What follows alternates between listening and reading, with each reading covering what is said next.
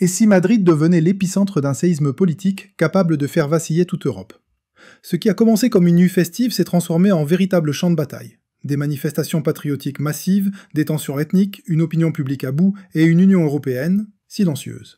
Dans cette vidéo, on vous plonge au cœur des émeutes qui secouent l'Espagne, avec des témoignages chocs, des vidéos virales et une question brûlante. Assiste-t-on à l'effondrement du modèle migratoire européen?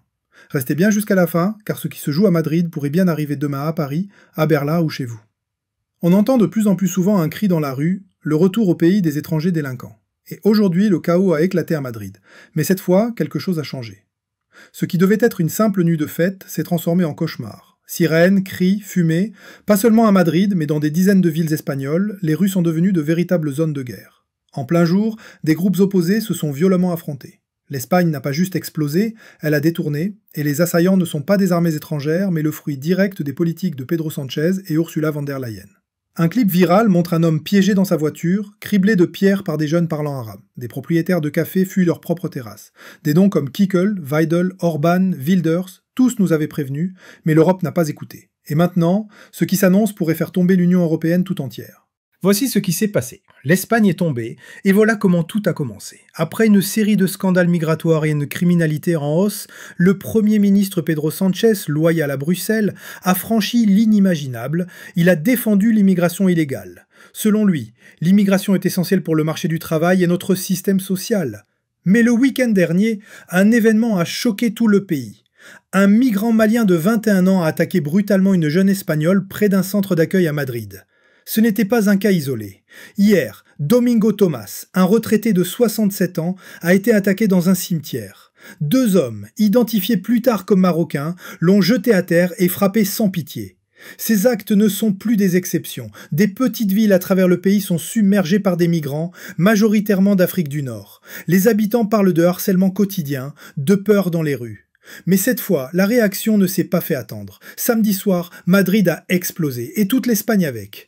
Des affrontements massifs ont éclaté entre Espagnols natifs, manifestants anti-immigration et groupes de migrants nord-africains. La police est intervenue tardivement. Pierres, bouteilles, chaises de café, tout s'est transformé en armes. Bilan, au moins 5 blessés, des dizaines d'arrestations, et d'autres à venir, selon un fonctionnaire cité par Reuters. La réponse du gouvernement ? Accuser les manifestants de racisme et d'extrémisme de droite. Comme toujours, ils attaquent les victimes au lieu de s'attaquer aux causes. Les médias, eux, se sont empressés de qualifier les manifestants d'extrémistes, minimisant les agressions, ignorant la peur et le calme avant la tempête. Mais ce calme est brisé. Des milliers de personnes sont descendues à Madrid, brandissant des drapeaux espagnols, scandant des slogans contre Sánchez, exigeant le changement. Ce qui frappe Madrid a déjà dévoré Paris, et Berlin pourrait être le prochain. Le leader de l'opposition, Santiago Abascal, a publié un message virulent contre Sánchez. Ce gouvernement se soucie plus des étrangers que des Espagnols. Nos frontières, notre paix, notre prospérité nous ont été volées. Monsieur Sánchez, vous êtes un traître. Et il n'est pas seul. Le Britannique Tommy Robinson a réagi. Les envahisseurs en Espagne ne laissent personne en paix. La réaction de la police est honteuse. Ils ont défendu les assaillants, pas les citoyens. La seule réponse, la déportation massive, immédiatement. Un tweet viral d'un commerçant madrilène résume l'ambiance. Ce n'est plus le pays que je connais. Sous Sánchez, l'Espagne est devenue en silence le ground zéro de l'immigration massive en Europe. L'excuse officielle reste « l'immigration est essentielle au marché du travail et au système social ». Mais la réalité ? Plus de 2,5 millions de nouveaux migrants en 2 ans, des centaines de milliers légalisés chaque année, l'Espagne accueille plus de migrants par habitant que l'Allemagne. Et Sánchez veut encore accélérer le processus. Ce que les patriotes voyaient hier comme une alerte semble aujourd'hui une prophétie.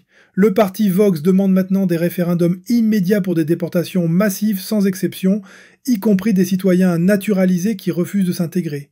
Et le public, selon de nouvelles enquêtes, 75% des Espagnols soutiennent l'expulsion des migrants illégaux et des criminels. C'est le taux de soutien le plus élevé d'Europe de l'Ouest. Ce n'est plus une opinion marginale, c'est un mouvement. Et si Madrid n'écoute pas, la contre-réaction pourrait devenir encore plus explosive. Weidel et Orban l'avaient annoncé, des jours comme ceux-ci arriveraient. L'Espagne, la France, l'Allemagne jouent avec le feu. Pendant que Ursula von der Leyen fait la fête, des citoyens ordinaires, des personnes âgées, des femmes ont peur. Orban l'a dit, la migration de masse transforme notre culture et notre identité, avec elle vient la violence, je refuse que cela continue, l'immigration et l'Europe sont incompatibles. À Berlin ou à Bruxelles, ce genre de discours vous exclut de la société, à Budapest, on vous applaudit.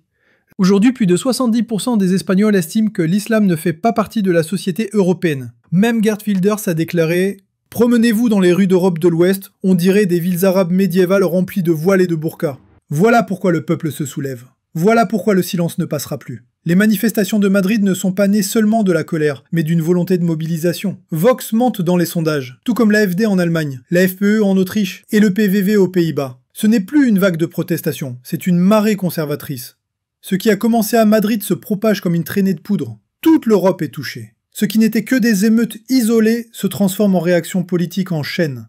Élections anticipées, effondrement de coalitions, chute de la légitimité morale de l'Union européenne. Les patriotes et Abascal ne sont pas seulement en colère, ils sont organisés. Et ce qu'ils demandent n'est pas un simple changement d'ambiance, c'est une rupture continentale, juridique et politique.